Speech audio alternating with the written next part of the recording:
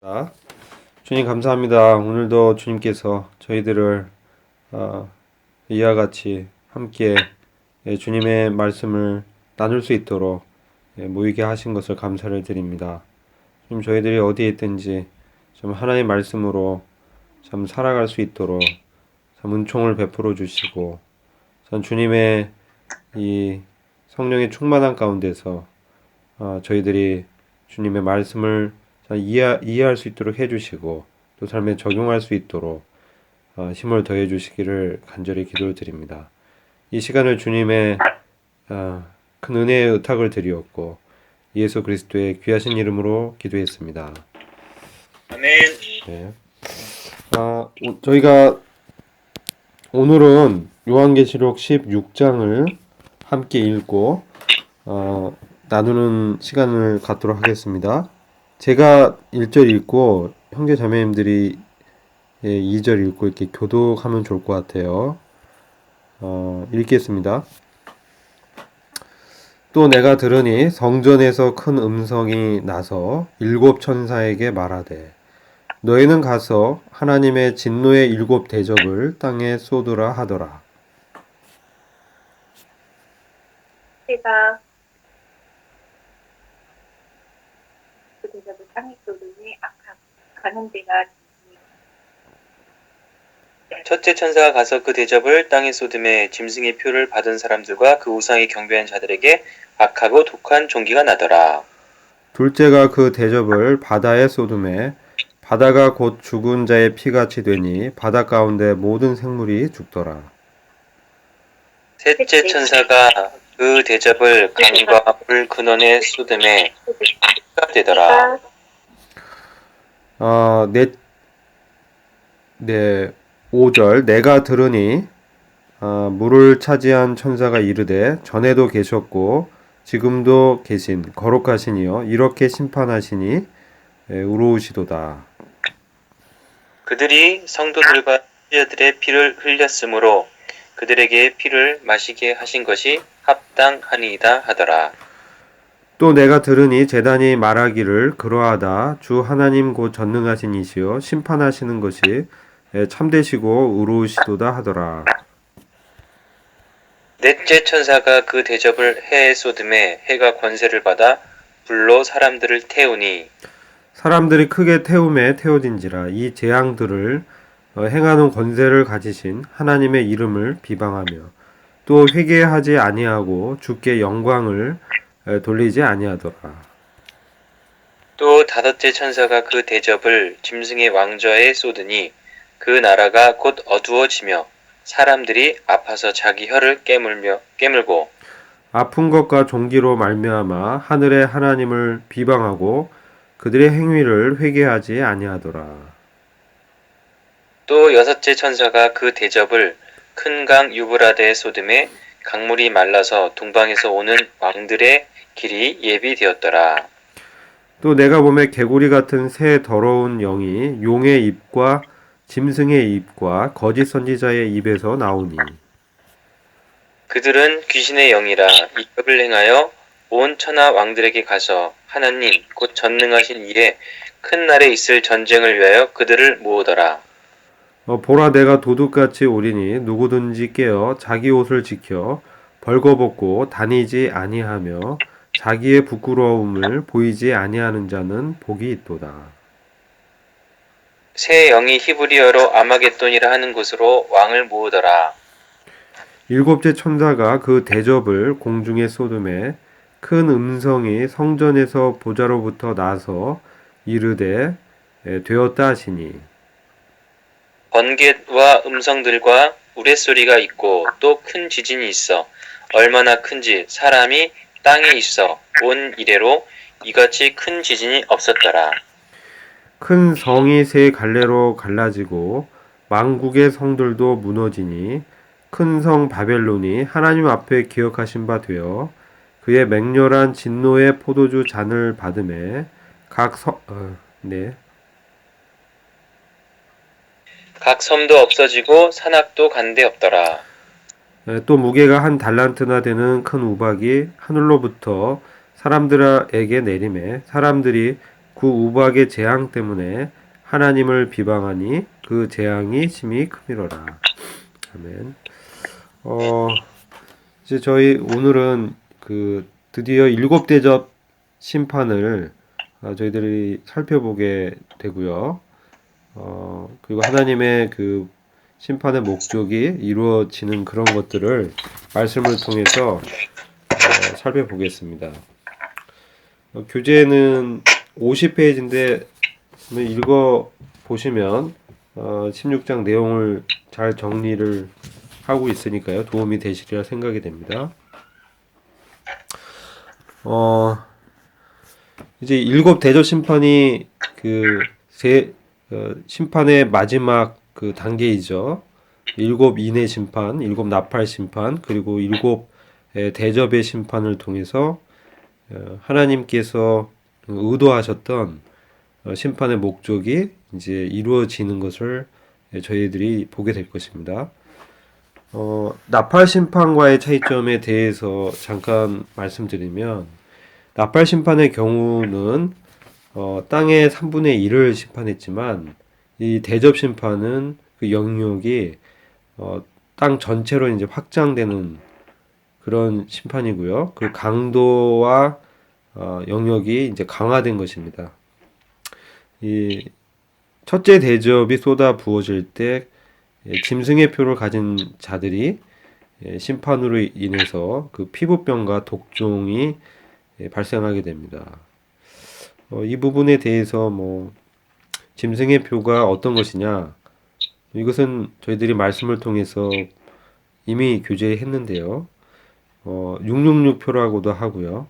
이 교환 거래를 이 표를 통해서 이 표를 받은 사람들만 이 경제적인 이 행위를, 즉 교환 거래를 할 수 있도록 허용하기 때문에 굉장히 막강한 이 권세가 되는 것이죠. 그 짐승 정부 혹은 이제 세계 정부라고 하는데, 근데 이 짐승의 표를 가진 사람들에 대해서 특별히 이 첫째 대접 심판 때에 피부병 혹은 피부암이다 이렇게 해석하는 분들도 있습니다. 그래서 심판이 이 불순종하고 이 세상의 그 짐승, 즉 이 사단에게 그 영혼을 의탁하게 되는 거죠. 이들은. 그래서 그들은 그 사단을 이제 선택한 것이고 그거에 대한 대가를 이제 받게 됩니다. 둘째 대접 그 심판의 내용은 바다를 그 죽은 자의 피같이 만들어 버리는데요. 이제 산자의 피는 이제 생명력이 있지만은 이 죽은 자의 피라는 것은 그 피의 그 기능이 상실되고 이제 썩은 악취가 나게 되겠죠. 그래서 바다에 있는 이 생명체들을 모두 죽이는 그런 심판을 행하게 됩니다. 또 세 번째 이 대접 심판의 그 내용을 보면 이 강과 물의 원천이 이제 심판을 받게 됩니다. 그렇게 되었을 때 결국은 이제 사람들이 물이 없으면은 고통을 당하죠. 그리고 결국에는 죽음을 당하게 되는데, 이 세 번째 그 심판의 대접 심판의 내용이 이 물을 다 피로 변화시키는 그런 심판이죠. 그리고 이 특별히 그 5절을 보시면요. 이 물을 차지한 천사가 등장하고 그 천사가 이 말씀을 하는데 이 하나님에 대해서 말씀합니다. 이 전에도 계셨고 지금도 계신 거룩하신 이여 이렇게 심판하시니 의로우시도다. 그래서 이 물의 그 근원을 쳐서 이 피로 이 변하게 되는 이 심판을 통해서 특별히 이제 저희가 6절 또 내용을 계속해서 보면요. 성도들과 선지자들의 피를 흘렸기 때문에 그들이 이제 피를 마시는 것이 합당하다라고 이렇게 말씀하고 있습니다. 그리고 그 심판에 대해서 7절 보시면 제단에서도 심판에 대한 말씀을 이제 하고 있는데, 주 하나님 곧 전능하시니요 심판하시는 것이 참되시고 우로우시도다. 이와 같이 이제 말씀하죠. 특별히 제단에서 말하는 것은 저희들이 요한계시록 그 6장에 보면은 다섯째 인의 심판이 기록돼 있죠. 그 다섯 번째 인을 떼었을 때 제단 아래서 이 영혼들이, 즉 그 순교자의 영혼들이, 순교자들이 하나님께 이제 신원을 하는 내용이 나오죠. 그거 한번 돌아가서 보겠습니다. 요한계시록 6장 9절인데요. 제가 읽어보겠습니다. 다섯째 인을 떼실 때에 내가 보니 하나님의 말씀과 그들이 가진 증거로 말미암아 죽임을 당한 영혼들이 제단 아래에 있어 큰 소리로 불러 이르되 거룩하고 참되신 대주제여 땅에 거하는 자들을 심판하여 우리 피를 갚아주지 아니하시기를 어느 때까지 하시려 하나이까 하니 각각 그들에게 흰 두루마기 주시며 이르시되 아직 잠시 동안 쉬되 그들의 동무 종들과 형제들도 자기처럼 죽임을 당하여 그 수가 차기까지 하라 하시더라. 그래서 순교자의 그 영혼이 이 신원을 이렇게 요청을 한 것이고, 그거에 대한 이제 그 심판이 행해진 것이죠. 그래서 오늘 그 16장 그 4절에 물의 근원을 심판해서 피로 만드는 이 심판을 통해서 우리가 7절을 보면은 그 제단이 말한다라고 했는데, 결국은 아까 그 계시록 6장에 순교자의 영혼이 이제 자신들의 신원을 요청했고 그것에 하나님께서 응답하신 이 심판에 대해서 참되고 의롭다라고 말씀을 하는 것입니다.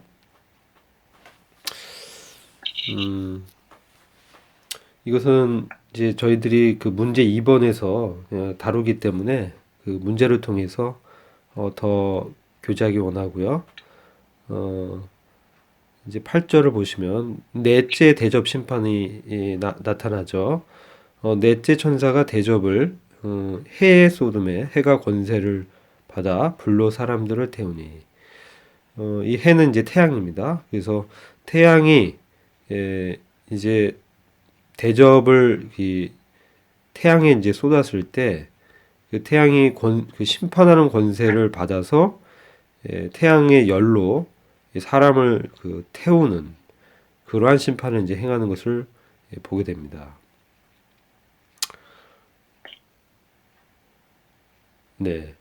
그래서 구절을 보시면 이 정도까지 그 천체를 통해서 심판을 할 때 이것은 뭐 과학으로도 설명이 되는 것이 아니죠. 이것은 정말 이 과학자나 지금 땅에 남아 있는 이 불신자들이 이 부인해 왔던 하나님의 그 존재와 이 심판을 뭐 그동안 여러 가지 것들로 설명을 하려고 했지만 그런 것들에 대해서 더 이상 설명이 불가능한 심판이죠. 그래서 이런 그 심판의 주체가 바로 살아계신 하나님께서 한다라는 것을 그들이 인지했을지라도 오히려 그들은 회개하기는커녕 하나님의 이름을 비방하는 것을 이렇게 보게 되죠. 그리고 그 주님을 높이지 않는, 주님께 영광을 돌리지 않는 그러한 불순종한, 회개하지 않는 상태로 여전히 있는 것들을 보게 됩니다. 10절을 계속 살펴보겠습니다. 그리고 다섯 번째 천사가 그 대접을 이 짐승의 왕자에 쏟으니, 이 짐승의 왕자는 결국 짐승의 나라의 그 자리죠. 이 개역 성경에는 그 자리라고 그 번역했고요. 개역 개정에는 왕자라고 이제 되어 있습니다. 결국은 짐승, 적그리스도가 통치하는 그 자리죠. 거기에 하나님께서 심판을 행하신 것입니다. 즉 이것은 짐승의 그 그 정부가 있는 그 짐승 나라의 수도가 해당되겠죠. 그 수도에 특별히 하나님께서 암흑의 심판을 하신 것이죠. 우리가 출애굽기를 이렇게 보도를 해도 오늘 이렇게 대접 심판의 내용을 하고 좀 겹치는 부분들이 있죠. 애굽 지역에만 이 특별히 그 이스라엘 민족이 거하는 지역이 아닌 애굽 사람들이 거하는 지역에만 하나님께서 이 어둠이 임하게 한 그런 심판의 내용과 같이 이 5번째 대접의 심판이 바로 짐승이 다스리는 바로 그 나라의 정부가 있는 즉 수도라고 행정 수도겠죠. 거기에 암흑의 심판이 내린 것입니다. 그래서 사람들이 고통하는 그 고통이 그들의 그 영혼의 고통과 같이 수반되겠죠. 대단한 이 두려움이 그들에게 임하고 그 실질적으로 그들이 큰 고통 가운데 빠지게 돼서 자기 혀를 깨무는 그러한 말씀이 기록되어 있습니다. 아주 두려움과 이 고통이 심해졌을 때 사람들이 이와 같이 반응을 한다고 합니다. 그리고 역시 이 짐승의 나라에 정부에 있는 이 사람들이 이와 같이 심판하는 하나님에 대해서 두려워하지 않고 그들은 오히려 하나님을 비방하고 회개하지 않는 그러한 그 모습을 계속 보여주고 있습니다. 그래서 마지막 때 하나님께서 대접의 심판을 행해도 여전히 그 많은 사람들이 불순종하고 회개하지 않고 있는 것들을 이렇게 보게 되죠. 이제 12절 계속해서 살펴보겠습니다. 여섯째 천사가 이제 6번째 대접을 유브라데 강에 이제 쏟게 됩니다. 그때 이제 유브라데 강이 이제 강물이 말라서 바닥에 보여지게 되고 그 강의 동쪽에서 왕들이 오는 길이 읽어보면 동방에서 오는 왕들의 길이 예비되었다 이렇게 말씀하고 있는데요. 즉 그 유브라데 강이 이스라엘 동쪽에 있는데 이것이 이제 그 육로를 이렇게 막아주고 있었죠. 그 동쪽에서 군대가 오는 그것을 이제 강이 있으니까 못 건너오는데 이 유브라데 강이 이제 마르게 되면은 이스라엘 동편에서 강이 마르니까 그 육로를 통해서 이 왕들이 즉 그 다른 열방 나라의 통치자들이 군대를 이끌고 넘어올 수 있게 되는 환경이 이제 형성이 된 거죠. 이것은 이제 마지막에 있을 이제 아마겟돈 그 전쟁을 준비하는 이 과정이 되는 것입니다. 13절 보면은 구체적으로 이제 말씀을 하고 있는데요. 또 내가 보매 개구리 같은 새 더러운 영이 용의 입과 짐승의 입과 거짓 선지자의 입에서 나오니 그들은 귀신의 영이라 이적을 행하여 온 천하 왕들에게 가서 하나님 곧 전능하신 이의 큰 날에 있을 전쟁을 위하여 그들을 모으더라. 그래서 이 말씀은 그러면 어떻게 이 군대가 이스라엘의 주변으로 이렇게 모여들게 하는 것이냐? 그렇게 이제 역사하는 이 악한 영의 세력이 있다는 것을 말씀하고 있죠. 그래서 이 더러운 영이 새 더러운 영이라고 이제 얘기하고 있습니다. 이것은 하나님께서 삼위일체로 역사하는 것과 같이 이 사단의 영적인 이 세력도 세 종류로 나타난다는 것을 이제 보여주고 있죠. 그래서 13절 보면 용, 짐승, 거짓 선지자. 그래서 용은 그 옛뱀 마귀, 그 사탄이죠. 우두머리격이 됩니다. 그리고 그 사탄의 정치적인 그 하수인인 짐승. 이게 적그리스도라고 생각이 되고 정치적인 영역에서 적그리스도의 능력을 행사하는 거죠.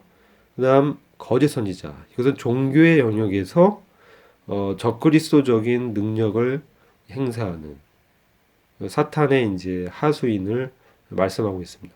이들이 세상의 그 왕들을 미혹해서 그들을 이끌어서 이스라엘 주변으로 이제 모이게 하는 그러한 역할을 하는 것을 이제 기록되어 있죠. 14절 보시면 그들은 귀신의 영이라 이적을 행하여 온천하 왕들에게 가서 하나님 곧 전능하신 이의 큰 날에 있을 전쟁을 위하여 그들을 모으더라. 아마겟돈 전쟁은 이제 이스라엘을 공격하는 이제 전쟁인데요. 이것을 이제 저희가 성경의 어떤 문맥적으로 살펴보면서 이렇게 생각해 보면 될 것 같아요.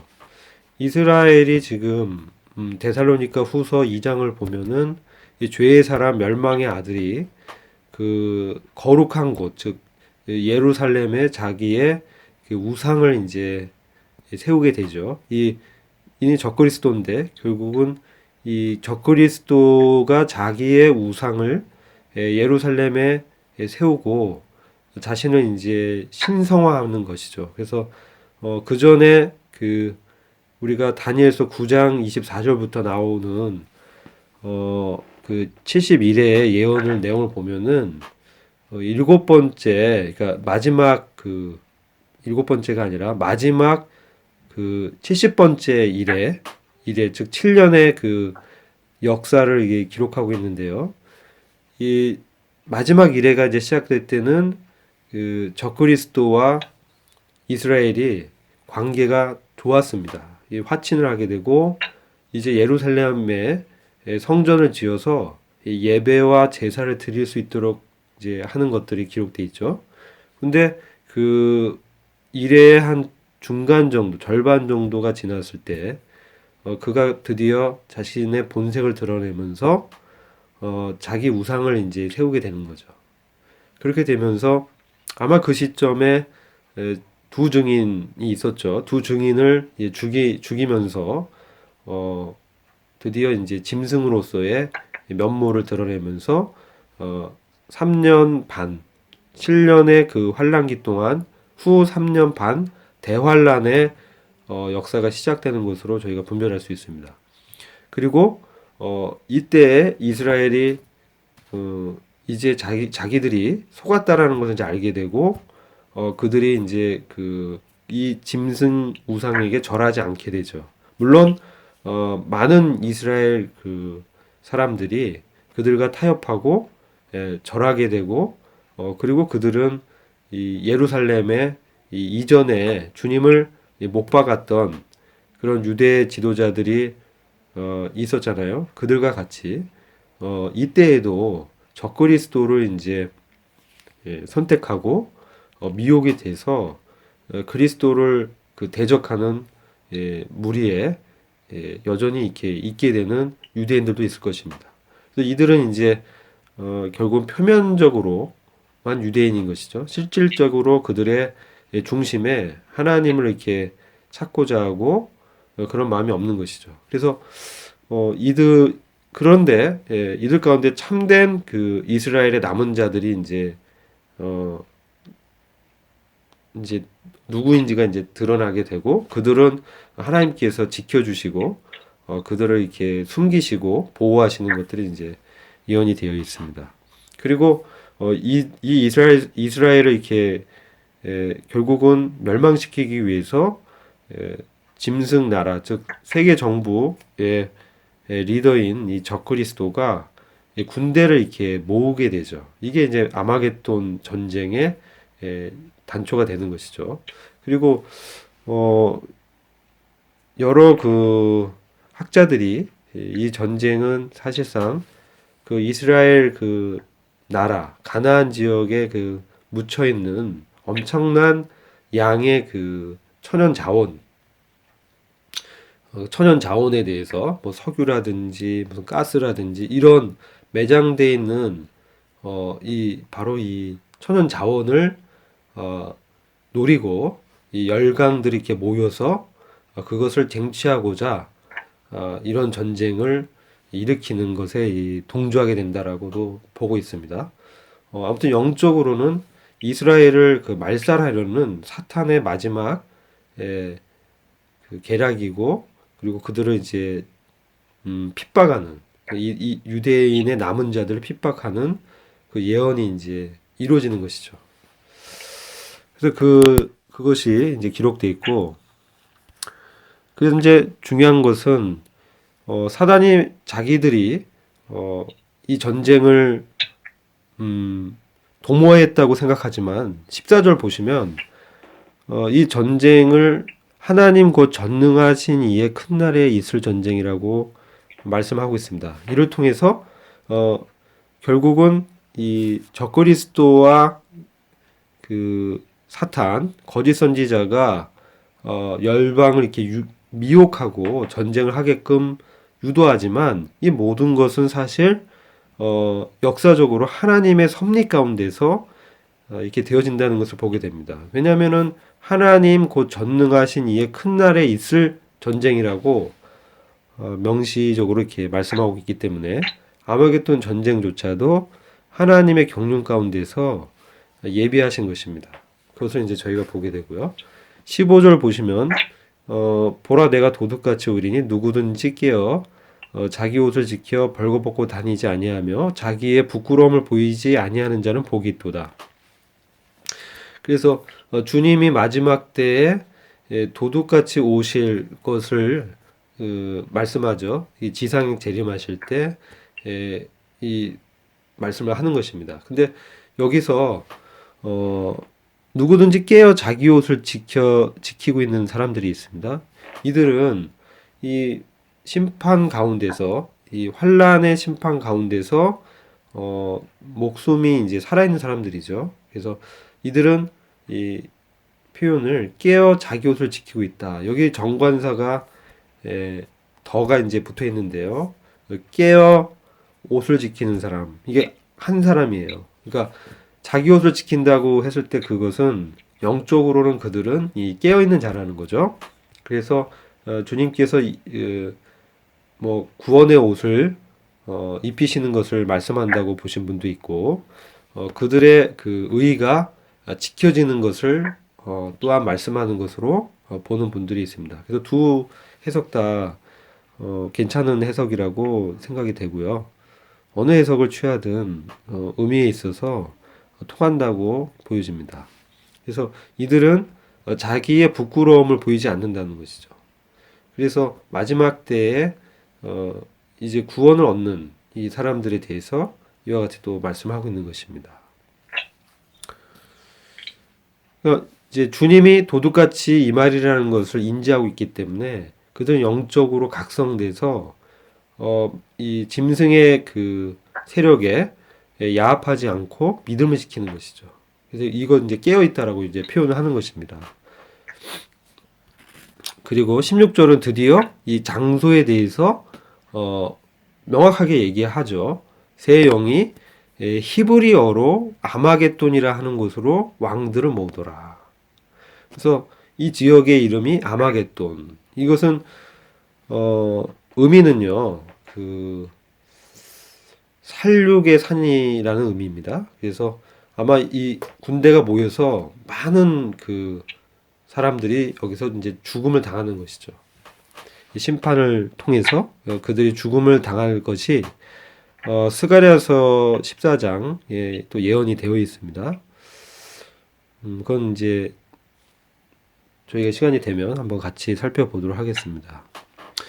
18절 보시면요. 17절이죠. 일곱째 천사가 그 대접을 공중에 쏟음에 큰 음성이 성전에서 보좌로부터 나서 이르되 되었다 하시니. 이 말씀은 이제 일곱째 대접을 공중에 쏟은 것이죠. 마지막 그 대접입니다. 이 공중은 이제 하늘입니다. 하늘에 이 대접을 일곱 번째 대접을 쏟았을 때 하늘은 이제 지구를 쌓고 있는 대기권이죠. 이 공중은요, 대기권에 대접을 쏟았을 때 성전에서 이제 큰 음성이 성전에 있는 보좌에서 들리게 되죠. 이것은 심판의 이 진행이 결국은 바로 하나님으로부터 이 심판이 진행되고 있음을 말씀하는 것입니다. 그래서 하늘에 있는 그 성전, 특별히 보좌에서 이제 됐다, 이제 목적을 이루었다라고 말씀하시는 것이죠. 뭐 되었다 또는 다 이루었다 이렇게 해석할 수 있어요. It is done. 영어로는 그렇게 되어 있습니다. 그래서 하나님께서 심판을 통해서 의도하신 그 목적이 이루어졌다는 거죠. 그것은 저희들이 그동안 쭉 살펴봤는데 바로 하나님의 비밀인 그리스도에 대한 예언이 완전히 다 성취되는 것을 말씀하는 것이죠. 주님이 어떤 분이신지 그것이 바로 이 세상의 통치자요 만왕의 왕이요 만주의 주 되신 바로 그 주님의 어떠하심이 이루어졌다는 거죠. 그것은 입증됐다. 나타났다.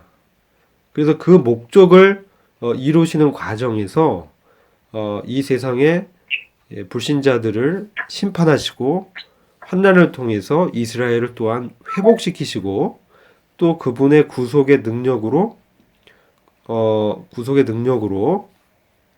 구원을 이제 베푸시는 것이죠. 그러니까 구속은 지난번에도 말씀드렸듯이 이 피에 의한 구속과 하나님의 능력에 의한 구속이 있다고 말씀드렸죠. 그것은 출애굽기에서 능력에 의한 구속은 피에 의한 구속은 유월절 어린 양을 잡음으로 말미암아 양고기를 먹게 하시고 거기서 죄를 덮으시고 또 이 거룩한 삶을 위한 능력을 고기를 주심으로 주시는 것이죠. 그런데 이 이스라엘을 대적하는 애굽의 세력, 이 세상의 세력, 사탄의 세력에 대해서 하나님께서는 바로 홍해에서 다 전멸시키시잖아요. 이 따라오는 군대를. 그것은 바로 하나님의 능력으로 말미암아 심판을 행하시고 여기서 그 구출하시는 출애굽, 바로 애굽을 에서 탈출을 시켜서 구원하시는 하나님의 능력을 이렇게 나타내신 것이죠.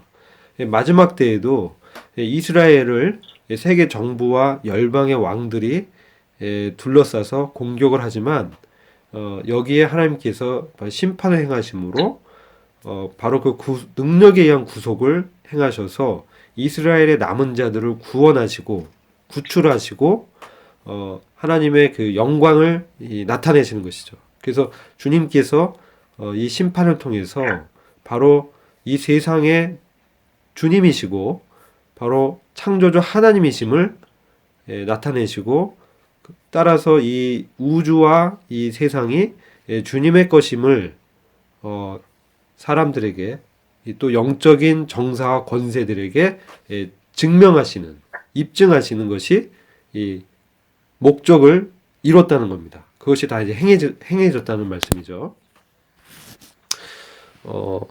그런 의미에서 바로 이제 우리가 이것을 저희가 바로 10장과 11장에서 예언을 하고 있었습니다.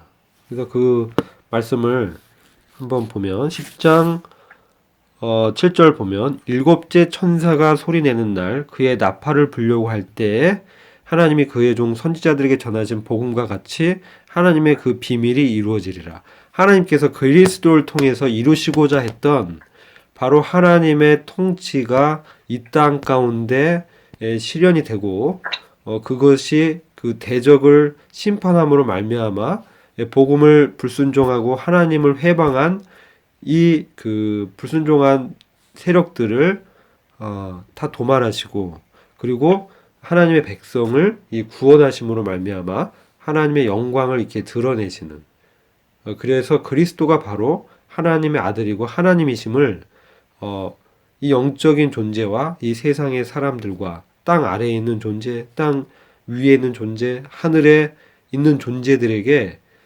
그것을 이렇게 계시하시는 거죠. 나타내시는 것이죠. 그 목적이 이루어졌다는 거예요.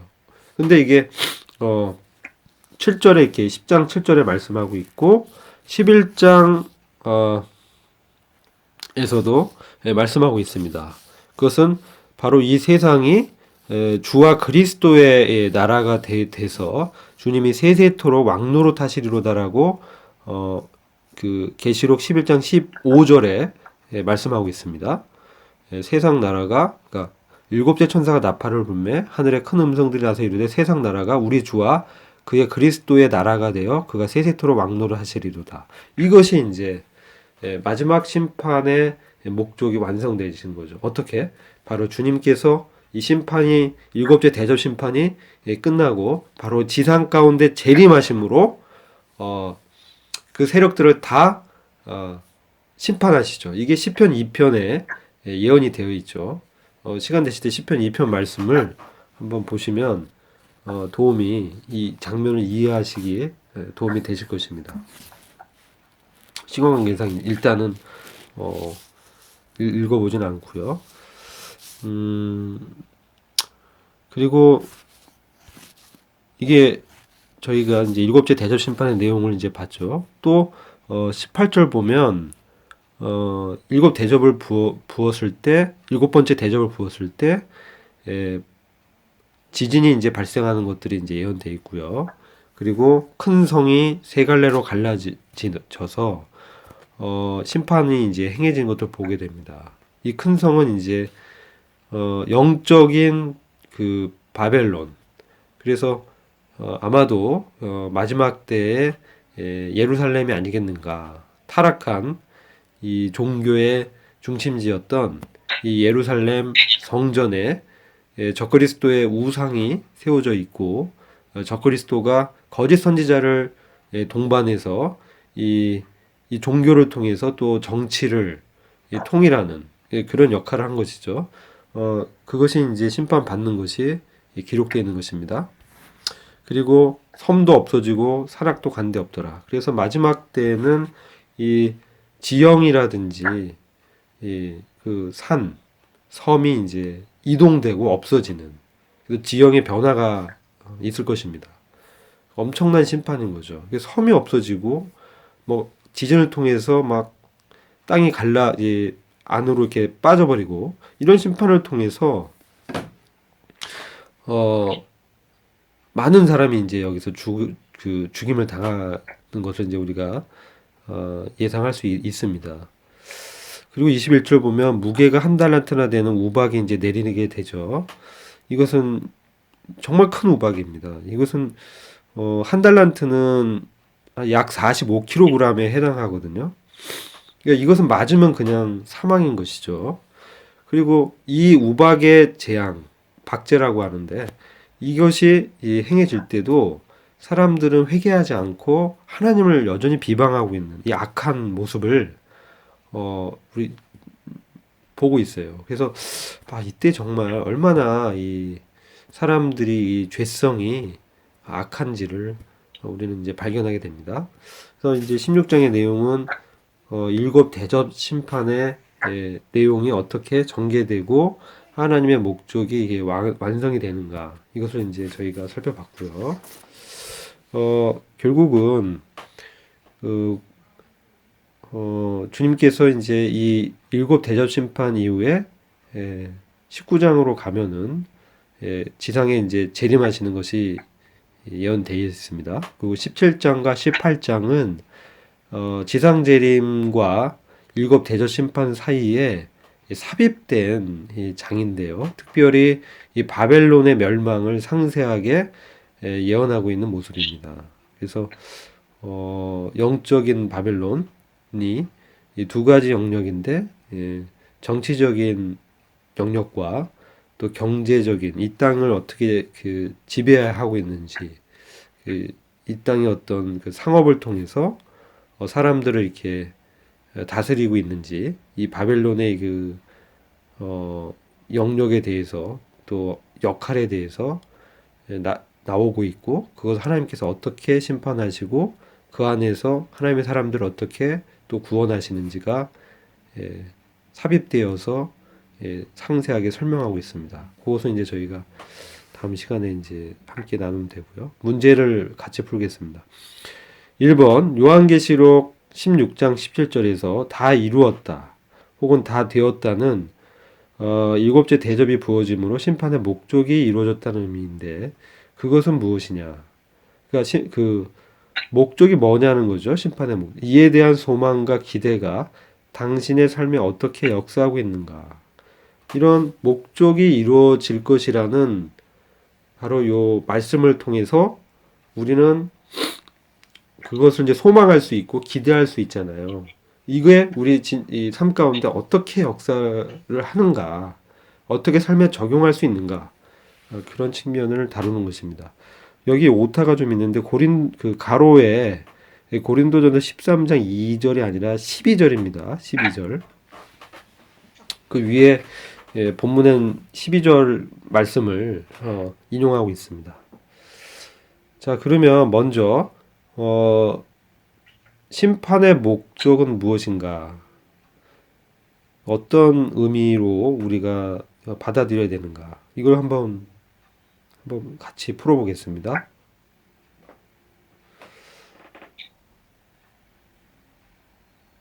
심판의 그 목적이 뭐라고 말씀드렸죠?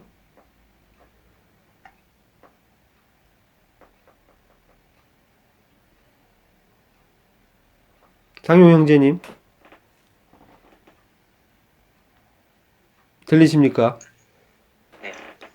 네네. 심판의 목적이요. 네네. 심판의 목적이라고 딱 나온 게 있나요? 심판의 목적이 이루어졌다. 그러니까 다 되었다. 네. 다 되었다. 뭐가 다 되었냐는 거죠. 네. 그 제가 이 말씀 보면서 네네. 이게 전체적으로 그 재단에 관련된 이 두 번째 문제도 이제 재단에 관련된 그 문제가 나오는데요. 네네. 관련된 것이 나오는데 이 재단 그러니까 이 16장 그다음에 이제 다 되었다라고 하는 이 의미가 재단하고 상당히 좀 관계가 있는 것 같아요. 네.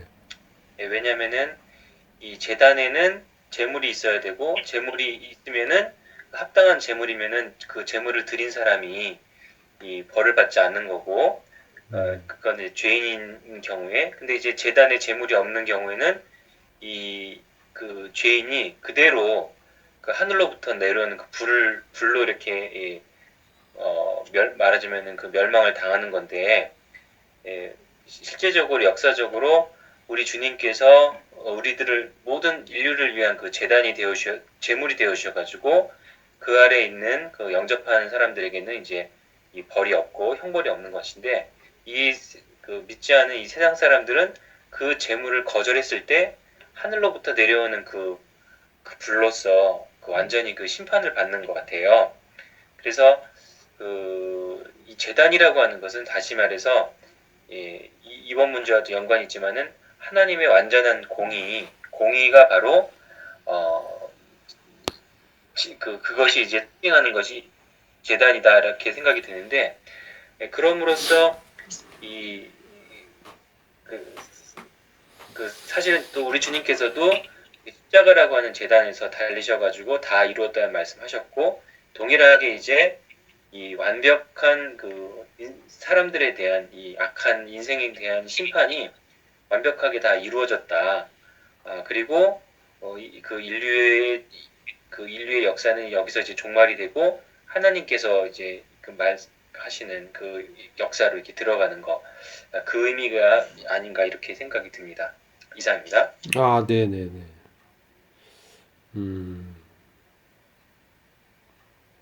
그렇게 또 이제 보셨군요. 네, 괜찮습니다. 네, 여러 가지 의미로 볼 수는 있는데, 어,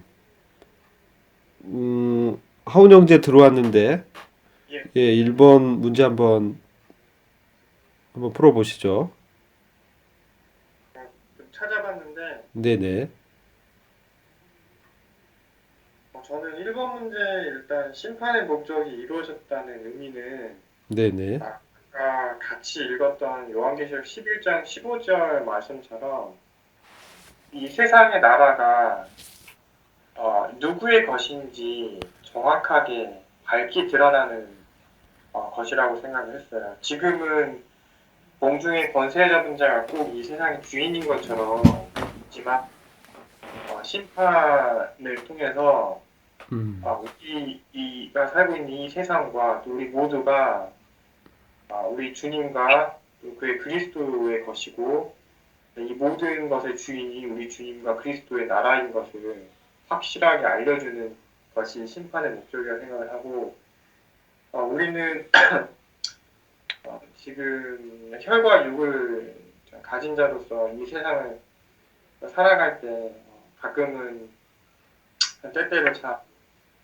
우리에게 닥친 어떤 눈에 보이는 어려움들을 겪고 살아가고 있지만 우리의 마지막은 우리의 주인 되신 주님께서 이 땅에 나타나실 거고 또 우리를 왕의 자녀로서 그분 앞에 앉히실 것을 소망하면서 그 소망 가운데 우리가 살 수 있음을 말씀드릴 수 있을 것 같습니다. 네네. 음, 이 다 이루었다. 이 말은 하나님의 그 목적이 이루어졌다는 것이죠. 이제 보시면은 16장,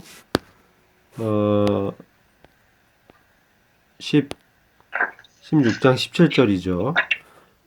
이르되 되었다. 이렇게 봤을 때 이게 이제 무엇이 그 다 이루어졌느냐. 그 심판들이 다 이루어졌죠. 그러면 심판이 다 이루어졌을 때 그럼 심판이 목적하는 바가 무엇이냐. 이거죠. 그러면 우리가 이제 요한계시록을 보면은 요한복음 5장에도 봐도 인자가 되심으로 말미암아 심판하는 권세를 주셨다라고 했는데 실제 그 심판은 유보되어 왔죠. 그리고 이제 은혜의 날에 구원의 역사가 쭉 이제 주님께서 오래 참으심 가운데 이 세상에서 자기의 사람들을 이렇게 부르시고 있는, 즉 교회를 이렇게 부르시는 지금 은혜의 시대에 있고, 그리고 이 은혜의 시대가 마감할 때 바로 휴거와 함께 이제 환란이 전개되지 않습니까? 그러면은 하나님의 경륜은 은혜 시대가 마감하고 환란, 즉 심판하는 이 기간이 또 이제 7년 동안 행해지는데 그 심판이 이제 행해지고 마지막에 다 이루어지는, 그랬을 때 실제 목적하는 바는 바로 주가 세상의 주와 예수 그리스도께서 세상의 주와 그리스도로 왕노릇하는 것이 이제 연결이 되죠. 천년 통치와 새하늘과 새 땅에. 그래서 세대토로 왕노릇하는 게 되는 것이 심판이 이제 궁극적으로 지향하는 목적이죠. 왜 그럼 그렇게 하셨는가? 그것은 이 심판이라는 것을 행할 수 있는 심판주라는 바로 할 수 있는 심판주가 되실 수 있는 분은 자격이 있어야 되는데 그것이 바로 요한계시록 1장에 바로 그 자격에 대해서 쭉 하나님 그 예수 그리스도의 형상과 그 쭉 나오잖아요. 머리와 어떤 인자 되심을 인해서 얻으신 그 권세를 행사하시는 인자 되심으로 말미암아 다니엘서 7장에서 옛적부터 계신 이로부터 인자가 세상을 통치할 권세를 이제 받는 것이 예언돼 있잖아요. 그것이 이제 이루어져서 그것이 때가 찬 경륜과 맞물려서 하늘에 있는 것이나 땅에 있는 것이나 때가 찬 경륜에는 다 그리스도 앞에 복종시키는 통일되게 시키는 그러한 역사가 이제 이루어질 것이라는 거죠. 근데 어떻게? 바로 하나님의 심판을 통해서 그것이 목적을 달성하게 된다라는 것입니다. 그것은 우리가 이제 첫 번째 저희가 이제 봤을 때 7번째 나팔을 불렀을 때 하나님의 비밀이 이루어진다. 이렇게 The Mystery of God 이렇게 하나님의 비밀이 이루어질 것을 예언합니다. 그럼 7째 나팔은 뭐냐면은 바로 그 7 대접의 심판의 그 내용이죠. 그래서 이제 마지막 단계에서 하나님의 비밀이 이제 완성되는, 이루어지는 그것이 무엇이냐? 그것이 골로새서 2장 2절에서 말씀하고 있죠. 바로 하나님의 비밀은 너희 안에 계시는 그리스도다. 바로 그분이 어떤 분이냐? 그것에 대한 완전한 그 예언서, 구약의 예언과 신약의 그 사도를 통해서 기록되어진 그 주님의 재림에 대한 예언들, 이것들이 이루어지는데, 그 과정에서 마지막에는 이제 심판을 통해서, 지상 재림하잖아요. 그 심판을 통해서 스가랴서라든지 그 구약의 예언서에서는 바로 이 대적들을 다 심판하는 거죠. 그게 그런 의미에서 이게 다 이루었다, 다 되었다, 심판이 다 완성이 되는, 끝이 되는, 그러므로 이루어지는 그것은 바로 그리스도의 지상 강림과 함께 그분의 통치가 시작이 되는 것이죠. 근데 그게 우리는 이제 교회라는 거는 은혜 시대 때 부름을 입어서 우리의 영적인 영혼에 그 하나님의 통치가 임했잖아요. 바로 그리스도가 우리의 주님으로 우리 안에서 역사하시고, 그게 바로 우리 가운데 거하시는 그리스도의 비밀이잖아요. 그분이 우리의 교회의 머리시고 우리를 함께 하시며 임재하시고 그리고 역사 속에서 섭리하시면서 그분의 나라를 확장해 나가시고 그분의 주대심을 세상 가운데 이제 증거하는. 근데 그것이 이제 마지막에 그것을 주님의 통치를 거절하는 이 세상의 열방을 어떻게 할 것이냐. 그거에 대해서는 우리가 이제 말씀에서 히브리서 말씀을 보시면 2장에 바로 그 기록돼 있죠. 그거는 2장 8절을 보시면은 만물을 그 발 아래에 복종하게 하셨느니라 하였으니 만물로 그에게 복종하게 하셨은즉 복종하지 않은 것이 하나도 없어야 하겠으나 지금 우리가 만물이 아직 그에게 복종하고 있는 것을 보지 못하고 지금은 못 보고 있는 거죠. 그러나 그럼 우리가 언제 바로 주님 그 아버지께서 만물을 주님의 발 아래 복종케 하는 그것을 언제 보게 되느냐? 바로 주님이 지상 강림하셔서 그분의 왕자 예루살렘에 앉으시면서 이 세상을 그분의 정권과 권세로 이제 통치하는 그때 우리가 보게 되는 것이죠. 그러니까 역사는 바로 이것을 목적으로 해서 나아가고 있고, 우리는 이 교회는 그 주님과 하나가 돼서 그분의 영광에 동참하고 바로 하나님의 아들들로 함께 지상 재림 때 영광 가운데 나타나는 것이죠. 그래서 고린도전서 13장 12절을 보면은 우리가 지금은 거울을 통해 하여 희미하게 볼 수밖에 없죠. 지금은. 그러나 그때는 우리가 얼굴을 마주대해서 주님의 영광을 보게 될 것이고, 지금은 우리가 부분적으로밖에 알 수 없지만 그때는 정말 확연하게 알 수 있을 것이다. 그래서 이게 이제 우리가 그리스도의 영광이 어떤지를 이제 알게 되는 거죠. 결국은 이 역사는 하나님의 영광과 그분의 구원을 통해서 얼마나 주님이 위대하시고 놀라운 분인가, 이것을 우리한테 계시하실 것입니다. 이게 이제 하나님의 경륜 가운데 이루어질 것을 이제 우리가 성경은 이제 그것을 이제 증거하고 있다고 보고 있습니다. 2번을 보시면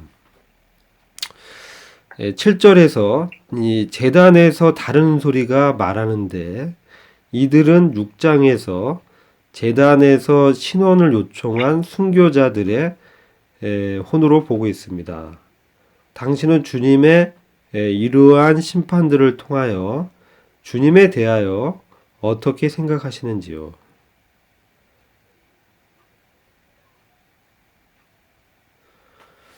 자, 그 16장 5절과 6절의 내용을 보시면요. 보시면 예. 내가 들으니 물을 차지한 천사가 이르되 전에도 계셨고 지금도 계신 거룩하신 이여 이렇게 심판하시니 의로우시도다. 그들이 성도들과 선지자들의 피를 흘렸으므로 그들에게 피를 마시게 하신 것이 합당하나이다. 이렇게 이제 하고 제단이 말하기에 그러하다 주 하나님 곧 전능하신 이시여 심판하는 것이 참되시고 의로우시도다. 그러니까 여기서 심판하는 하나님에 대해서 지금 말씀하고 있는 것이죠. 이걸 통해서 우리는 주님은 어떤 분이라고 생각할 수 있느냐, 이게 이제 질문입니다. 진호 형제님 들리세요?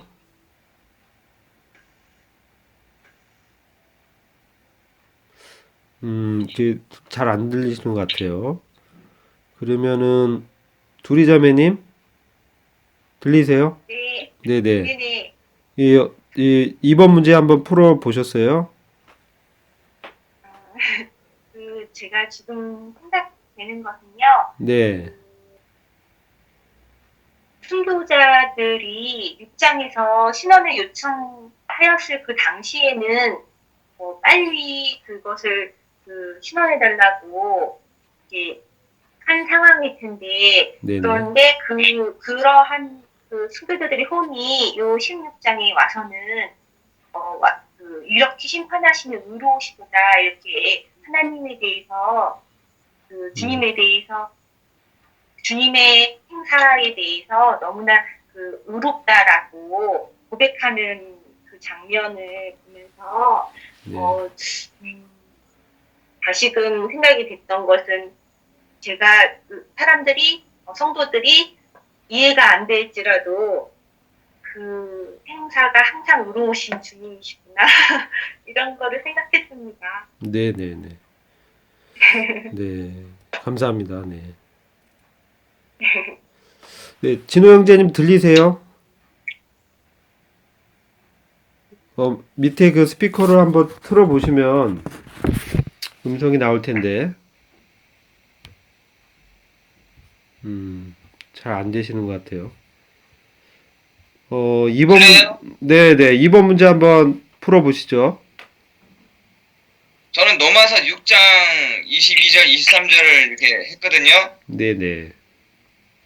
22절에는 그러나 이제는 너희가 죄로부터 자유롭게 되고 하나님의 종이 되어 거룩함에 이르는 열매를 얻었으니 그 끝은 영생이라고 네네. 이렇게 말씀하셨잖아요. 네네.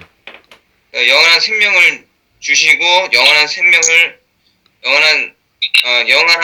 생명이신 우리 주님께서 이와 같이 6장에서 이렇게 신원을 해주신다고 이렇게 말씀을 하시는 거 보면은 저 같은 자에게 이와 같이 또 갚아주실 거라고 생각하고, 그리고 또 이거를 통해서 주님은 저에게 이와 같이 영원한 생명도 주시고 또 주님을 더욱더 알아가게 해주시고 그리고 저의 주로 삼아주시고 이거를 통해서 저에게 이 죄에서 영원한 죄에서 구원받게끔 해주신 놀라우신 주님의 이 주님의 능력과 그 사랑에 감사밖에는 드릴 것이 없다고 생각합니다.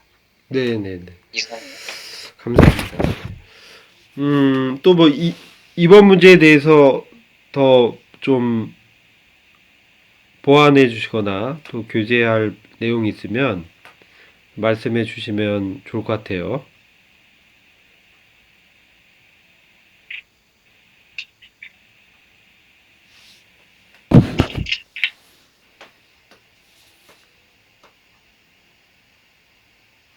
없으시면 이제 그 참되다라는 의미와 의로우시다라는 의미가 나타나는데, 주님의 심판이 참되고 의로우시다. 그래서 그 심판이 어떠함을 이렇게 보게 되면서 우리가 주님은 또 어떤 분이다라고 생각할 수 있을 것 같아요. 참되다라고 했을 때 이 원어적인 의미가 정당하다라는 의미도 있답니다. 합당하다, 마땅하다. 영어로 그냥 간단히 true라고 돼 있어요. 진실되다. 그러니까 주님의 심판은 진실되시다. 뭐 이런 의미인데, 그 원어적으로는 바로 하나님의 그 정당한 요구다라고 해석하고 있습니다. 그래서 주님의 심판은 하나님의 정당한 요구라는 거예요. 그러니까 이 불신 세상에 대해서 하나님께서는 그들을 심판하시는 거가 하나님께는 정당하다는 것입니다. 합당하다. 왜? 하나님께서 창조한 피조물인데 피조물이 하나님을 회방하고 하나님을 비방하고 있는 것이죠. 그래서 이러한 하나님의 그 심판은 참되다라는 것은 마땅하고 정당한 요구가 이루어진 것이죠. 그리고 또 의롭다라고 말씀하고 있잖아요. 의로우시다, 옳다 이런 의미죠. 옳다, 옳을 의자니까 이렇게 말을 할 수 있는 것은 하나님의 본질이 이 거룩이라는 것입니다. 그래서 주님의 심판이 의롭다라는 것은 바로 하나님께서는 본질적으로 거룩하시기 때문에 거룩하신 하나님께서 내가 거룩하니 너희도 거룩하라 이렇게 이제 요구하시잖아요. 근데 이거에 대해서 이 심판을 행하시는 거죠. 그렇지 않은 거룩하지 않은 이 세상에 대해서 하나님께서는 그분의 그 정당한 요구로 심판을 행하시는데 거룩하시기 때문에 이 죄에 대해서 심판하시는 것이죠. 그리고 바로 이게 하나님의 백성들에 대해서 하나님을 회방하는 것과 같이 하나님의 자녀들을 거절하고 또 핍박한 이 세상의 사람들에 대해서 하나님께서는 반드시 보응하실 것을 이제 또 우리 보게 되죠. 그러한 내용도 사실은 그 창세기에 보면요, 아브라함에게 하신 언약의 약속들이었어요. 그래서 아브라함의 씨에게 나라를 주시고 땅을 주시고 번성케 하시고, 그리고 아브라함을 대적하는 자는 대적하고, 아브라함을 그에게 호의를 베푸는 자에게는 하나님이 또 호의를 베푸시는, 이게 이스라엘 민족으로 확대돼서 하나님 백성에게 그대로 이렇게 적용이 되는 거죠. 이게 나타나는 것입니다. 바로 이 언약을 성취하시는 하나님이 이 심판을 통해서 이루시기 때문에 그분의 심판은 공의롭고 참되고 정당하다. 그분은 거룩하신 분이기 때문에 약속을 지키시는 거죠. 이 거룩은 이제 죄가 없다라는 의미죠. 그래서 하나님께는 죄가 없다. 그래서 그분은 반드시 이 말씀하신 바를 이루실 것이다. 그래서 우리가 이 요한계시록 16장의 이 말씀을 통해서 또 교훈을 받을 수 있다고 생각합니다. 혹시 뭐 16장 내용에 대해서 뭐 좀 그 질문이 있으시면 좀 해주시면 함께 또 이렇게 생각해 볼 수 있을 것 같아요.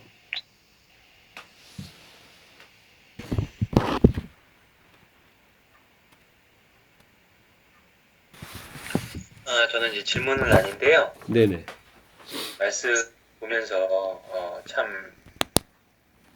우리가 이게 세상에서 이렇게 살면서 또 그 여러 그 나라나 이렇게 또 우리나라의 국가적인 상황이라든가 이런 것들을 통해서 보면은 참 과연 하늘나라가 이 지상에 언제 임할 건가 이런 의문이 참 들기도 하고, 그 인류의 역사가 이제 계속해서 진행될 것처럼 그런, 어떻게 보면 그게 착각인데, 말씀에 따르면 그게 정말 착각인데, 그렇게 우리가 생각하는 경우가 참 많이 있는 것 같은데, 계시록 말씀을 통해서 그것이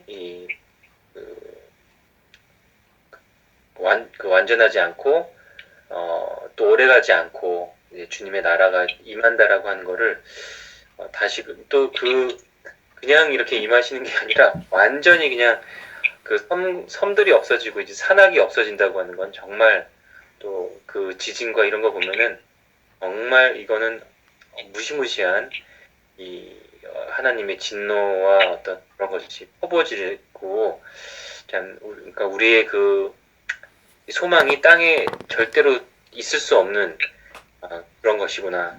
우리는 다 그것을 버리고 마치 소돔과 고모라에서 탈출했던 그 롯처럼 정말 이 탈출해가는 어떤 이런 모습인 것 같아요. 그래서 주님께 그런 하나의 또 경각심과 깨달음을 이렇게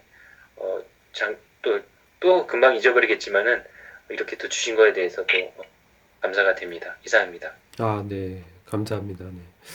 또 오늘 또 저는요, 네, 네. 저는 잠깐 생각을 했는데, 주님의 전능하심과 심판의 참되심과 이 의로우심에 차단밖에 드릴 수 없다는, 이거밖에는 없다는 거 말씀드립니다. 이상입니다. 예. 하원 형제는 뭐 할 얘기 없어요? 예, 뭐 특별히 없습니다. 네, 네. 그러면 이제 오늘 교제는 여기서 마치고요. 오늘 또 수고해 주셨고 늦은 시간인데 이렇게 밤에 또 말씀을 함께 이게 나누고 교제할 수 있다는 게 참 복인 것 같습니다. 다음 시간에는 저희가 17장 말씀을 이어서 계속 나누도록 하겠습니다.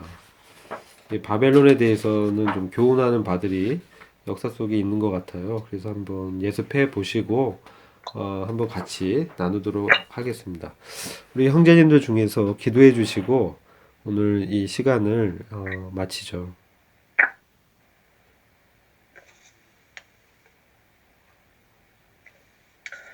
주님 감사합나이다. 참 하나님께서 크시고 참 저희들은 하나님께서는 하나님께 기도할지라도 그 응답이 참으로 올 것인가에 대한 의심이 참 있는 그러한 어리석은 이러한 자들이옵나이다. 참 저희들이 태어나기도 전에 계시록 말씀을 통해서 인류의 역사가 어떻게 결정되고 참 끝날 것이며 또한 그 우리 주님과 그 메시아의 나라가 참 저희들을 기다리고 있다라고 하는 이 놀라운 이 사실에 대해서 다시금 저희들이 배울 수 있도록 허락해 주신 것을 감사합나이다.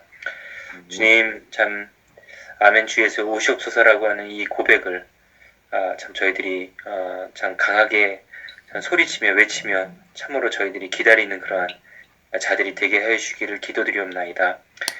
이 세상에 이 썩어질 것들에 대해서 참 더 이상 저희들이 연민이라든가 어떤 참 습관이라든가 참 사랑하는 그 마음이 없어지게 해주고 참 저희들을 위하여 기다리고 있는 그 참 새 나라 그 아름다운 예루살렘의 참 새 예루살렘에 저희들이 마음과 생각을 갖고 자 그것을 바라보게 하여 주시기를 기도드리옵나이다. 우리 또한 이 형제님을 통해서 또한 성령님을 통해서 저희들에게 이렇게 아름다운 교제를 허락해 주신 주님께 감사드리옵나이다. 모든 말씀을 용기하신 예수 그리스도 이름으로 기도합나이다. 아멘. 아멘. 아멘. 네. 수고 많으셨습니다. 네, 네, 네. 편히 쉬세요. 예, 편히 쉬세요.